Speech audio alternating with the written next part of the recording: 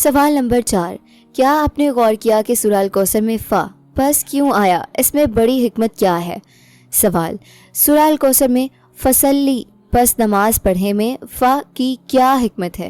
اے، صرف زبان کی خوبصورتی کے لیے، بی، کوئی خاص وجہ نہیں، سی، نعمت ملنے اور شکر ادا کرنے کے درمیان دیر نہیں ہونی چاہیے، ڈی، صرف جوڑنے کے لیے۔ درست جواب سی، نعمت ملنے اور شکر ادا کرنے کے درمیان دیر نہیں ہونی چاہیے۔ اللہ تعالیٰ فرماتے ہیں فصلی لربک وانحر، پس آپ اپنے رب کے لیے نماز پڑھیں اور قربانی کریں۔ حرف فا یعنی پس بہت اہم ہے، یہ فوری تعلق ظاہر کرتا ہے۔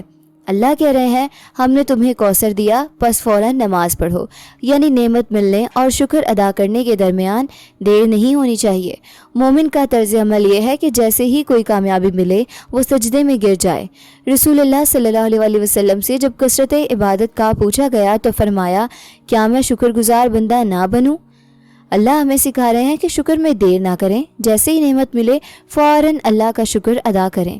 جب کوئی اچھی خبر ملے، امتحان میں کامیابی ہو، نوکری مل جائے، فوراً 2 رکعت نفل پڑھیں۔ آج سے ہر کامیابی پر فوری طور پر اللہ کا شکر ادا کریں، دعا کریں اے اللہ مجھے شکر گزار بنا۔ اگر اللہ کا ذکر سن کر آپ کے دل کو سکون ملتا ہے تو سبسکرائب کیے بغیر آگے مت بڑھیں، شاید یہی چینل آپ کے لیے سکون کا ذریعہ بن جائے۔